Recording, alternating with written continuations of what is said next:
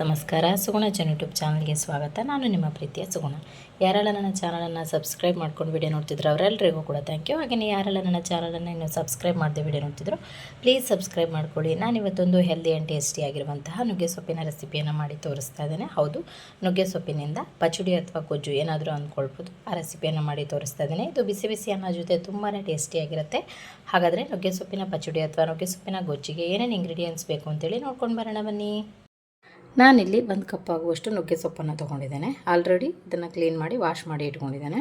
ಒಂದು ದೊಡ್ಡ ಟೊಮೆಟೊವನ್ನು ಈ ರೀತಿಯಾಗಿ ದೊಡ್ಡ ಪೀಸ್ಗಳಾಗಿ ಕಟ್ ಮಾಡಿ ಇಟ್ಕೊಂಡಿದ್ದೇನೆ. ಹಾಗೆಯೇ ಒಂದು ದೊಡ್ಡ ಸ್ಪೂನಲ್ಲಿ 1 ಸ್ಪೂನ್ ಆಗುವಷ್ಟು ತುಪ್ಪವನ್ನು ತೊಗೊಂಡಿದ್ದೇನೆ. 1/4 ಕಪ್ ಆಗುವಷ್ಟು ನಾನು ತೆಂಗಿನ ತುರಿಯನ್ನು ತೊಗೊಂಡಿದ್ದೇನೆ. ಸ್ವಲ್ಪ ಉಪ್ಪು, ಹಾಗೆ ಒಗ್ಗರಣೆಗೆ ಕರಿಬೇವನ್ನು ತೊಗೊಂಡಿದ್ದೇನೆ.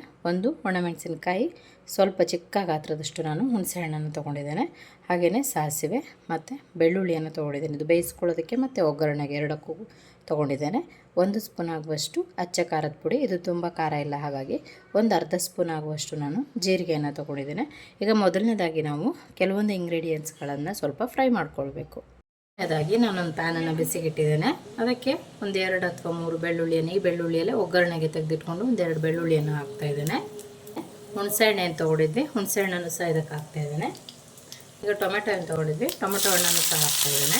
ಇದನ್ನು ಸ್ವಲ್ಪ ತುಪ್ಪದಲ್ಲಿ ಫ್ರೈ ಮಾಡಿ ಅವರು ಎಣ್ಣೆಯನ್ನು ಸಹ ಬಳಸ್ಬೋದು. ಈಗ ಸ್ವಲ್ಪ ಇದನ್ನು ತುಪ್ಪದಲ್ಲಿ ಫ್ರೈ ಮಾಡಿದ ನಂತರ ನಾವೇನು ನುಗ್ಗೆ ಸೊಪ್ಪನ್ನು ತೊಗೊಂಡಿದ್ವಿ, ನುಗ್ಗೆ ಸೊಪ್ಪನ್ನು ಹಾಕ್ತಾಯಿದ್ದೇನೆ. ನುಗ್ಗೆ ಸೊಪ್ಪಿನ ಕ್ವಾಂಟಿಟಿ ಸ್ವಲ್ಪ ಜಾಸ್ತಿ ಇರಲಿ, ಅದು ಬೆಂದ ನಂತರ ಕ್ವಾಂಟಿಟಿ ಕಡಿಮೆ ಆಗುತ್ತೆ ಅನ್ನೋ ಕಾರಣಕ್ಕೆ ಇದನ್ನು ಸ್ವಲ್ಪ ಸೊಪ್ಪು ಬಾಡೋವರೆಗೆ ಹಾಕೋಣ. ಬೇಕಿದ್ದರೆ ಈಗಲೇ ಸ್ವಲ್ಪ ಉಪ್ಪನ್ನು ಆ್ಯಡ್ ಮಾಡ್ಬೋದು, ಇಲ್ಲ ಮತ್ತೆ ಹಾಕ್ತೇನೆ ಅಂದರೆ ಮತ್ತೆ ಕೂಡ ಹಾಕ್ಕೊಳ್ಬೋದು. ನೀರೇನು ಹಾಕೋ ಅವಶ್ಯಕತೆ ಇಲ್ಲ, ಹಾಗೆಯೇ ಇದನ್ನು ಬೇಯಿಸ್ಕೊಳ್ಬೇಕು. ಸ್ವಲ್ಪ ಹೀಗೇ ಹುರಿತಾ ಇದ್ದರೆ ಇದು ಬೆಂದೋಗ್ಬಿಡತ್ತೆ, ಎರಡೂ ಸಹ ಸಾಫ್ಟ್ ಆಗುತ್ತೆ. ಇದಕ್ಕೆ ನಾವು ಖಾರದ ಪುಡಿಯನ್ನು ತೊಗೊಂಡಿದ್ವಿ, ಇದೆಲ್ಲವನ್ನು ಹಾಕೋಣ. ಖಾರದ ಪುಡಿಯನ್ನು ಇದೆಲ್ಲದೂ ಕೂಡ ಒಗ್ಗರಣೆಗೆ ಇರಲಿ, ಖಾರದ ಪುಡಿಯನ್ನು ಮಾತ್ರ ಹಾಕ್ಕೊಳ್ಳೋಣ. ಇದನ್ನು ಚೆನ್ನಾಗಿ ಒಂದು ಸರಿ ಫ್ರೈ ಮಾಡಿ ಇದಕ್ಕೆ ನಾವು ಕಾಯಿ ತುರಿಯನ್ನು ತೊಗೊಂಡಿದ್ವಿ, ಈ ಕಾಯಿ ತುರಿಯನ್ನು ಹಾಕ್ತಾಯಿದ್ದೇನೆ. ನೀವು ಕಾಯಿ ತುರಿಯನ್ನು ಫ್ರೈ ಮಾಡಬೇಕಂತಿಲ್ಲ, ಹಾಗೆಯೇ ಹಾಕ್ಕೊಳ್ಬೋದು. ನಾನಿಲ್ಲಿ ಫ್ರೈ ಮಾಡ್ಕೊಳ್ತಾ ಇದ್ದೀನಿ. ಅಥವಾ ನಿಮಗೆ ಕಾಯಿ ತುರಿನೇ ಬೇಡ ಅಂತ ಹೇಳಿದ್ರು ಕೂಡ ನೀವು ಇದನ್ನು ಸ್ಕಿಪ್ ಮಾಡ್ಬೋದು. ನಾವು ಕಾಯಿ ತುರಿಯನ್ನು ಹಾಕಿದ ನಂತರ 1-2 ನಿಮಿಷ ಇದನ್ನು ಮೀಡಿಯಮ್ ಫ್ಲೇಮ್ನಲ್ಲಿ ಇದೇ ರೀತಿಯಾಗಿ ಫ್ರೈ ಮಾಡ್ಕೊಳ್ಳಿ.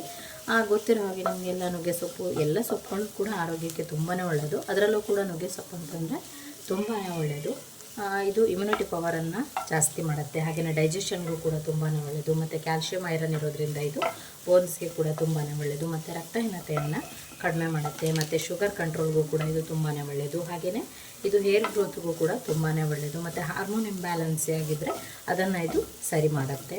ಮತ್ತು ಇದು ಸ್ಕಿನ್ಗೂ ಕೂಡ ತುಂಬಾ ಒಳ್ಳೆಯದು, ಹೇರ್ಗೂ ಕೂಡ ತುಂಬಾ ಒಳ್ಳೆಯದು. ತುಂಬಾ ಬೆನಿಫಿಟ್ಸ್ ಇದೆ. ಹೀಗೆ ಹೇಳ್ತಾನೆ ಹೋದರೆ ಇನ್ನೂ ಕೂಡ ಬೆನಿಫಿಟ್ಸ್ ಇದೆ. ಹೀಗೇನೆ ನುಗ್ಗೆ ಸೊಪ್ಪು ತುಂಬ ಅಂದರೆ ತುಂಬಾ ಆರೋಗ್ಯಕರವಾದಂತಹ ಸೊಪ್ಪು ಇದು.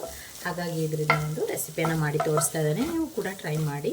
ಈಗ ಇದು ಸಾಕು, ನಾನು ಗ್ಯಾಸನ್ನು ಆಫ್ ಮಾಡ್ತೇನೆ. ಇದನ್ನು ಕಂಪ್ಲೀಟಾಗಿ ಕೂಲ್ ಆಗಲಿಕ್ಕೆ ಬಿಡ್ತೇನೆ. ಆನಂತರ ಇದನ್ನು ರುಬ್ಕೊಳ್ಬೇಕು. ಮಿಕ್ಸಿ ಜಾರ್ ತೊಗೊಂಡಿದ್ದೇನೆ, ಅದಕ್ಕೆ ನಾವೇನು ಇಟ್ಕೊಂಡಿದ್ವಿ ಆ ಎಲ್ಲ ಒಂದು ಮಿಶ್ರಣವನ್ನು ಹಾಕ್ಕೊಳ್ತಿದ್ದೇನೆ. ಮತ್ತು ಇದನ್ನು ಗ್ರೈಂಡ್ ಮಾಡ್ಕೊಳ್ತಿದ್ದೇನೆ.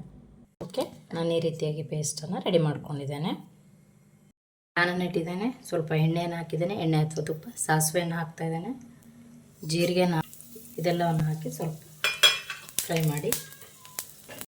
ಕರಿಬೇವು ಮತ್ತು ಒಣಮೆಣಸಿನಕಾಯಿ ಇದನ್ನು ಹಾಕ್ತಾಯಿದ್ದೇನೆ. ಈಗ ನಾವೇನು ಗ್ರೈಂಡ್ ಮಾಡಿ ಇಟ್ಕೊಂಡಿದ್ವಿ ಈ ಪೇಸ್ಟನ್ನು ಹಾಕ್ತಾಯಿದ್ದೇನೆ.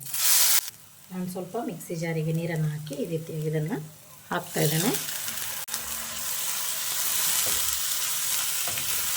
ಈಗ ಇದನ್ನು ಚೆನ್ನಾಗಿ 1 ನಿಮಿಷ ಕುದಿಯೋದಕ್ಕೆ ಬಿಡೋಣ. ನಾನಿಲ್ಲಿ ಲಾಸ್ಟಲ್ಲಿ ಸ್ವಲ್ಪ ಉಪ್ಪನ್ನು ಆ್ಯಡ್ ಮಾಡ್ತಿದ್ದೇನೆ. ನಾವು ಆಲ್ರೆಡಿ ಸೊಪ್ಪು ಬೇಯೋದಕ್ಕೂ ಹಾಕಿದ್ವಿ, ಹಾಗಾಗಿ ಹಾಕಿದರೆ ಮತ್ತೆ ನೋಡಿ ಹಾಕ್ಕೊಳ್ಬೋದು. ಕನ್ಸಿಸ್ಟೆನ್ಸಿ ಇರಲಿ, ಇದು ಬಿಸಿ ಬಿಸಿ ಅನ್ನ ಜೊತೆ ಕಲ್ಸ್ಕೊಂಡು ತಿಂತಾಯಿದ್ರೆ ತುಂಬಾ ಚೆನ್ನಾಗಿರುತ್ತೆ. ಓಕೆ, ಹೆಲ್ದಿ ಆ್ಯಂಡ್ ಟೇಸ್ಟಿಯಾಗಿರುವಂತಹ ನುಗ್ಗೆ ಸೊಪ್ಪಿನ ಪಚಡಿ ಅಥವಾ ಗೊಜ್ಜು ರೆಡಿಯಾಗಿದೆ. ನೀವು ಕೂಡ ಟ್ರೈ ಮಾಡಿ, ಹೇಗಾಯಿತು ಅಂತ ಕಮೆಂಟ್ನಲ್ಲಿ ತಿಳಿಸಿ. ವಿಡಿಯೋವನ್ನು ನೋಡಿದ್ದಕ್ಕಾಗಿ ಧನ್ಯವಾದಗಳು. ಇನ್ನೊಂದು ಹೊಸ ರೆಸಿಪಿಯೊಂದಿಗೆ ನಿಮ್ಮನ್ನು ಭೇಟಿ ಆಗ್ತೇನೆ. ಅಲ್ಲಿವರೆಗೂ take care, bye, thank you.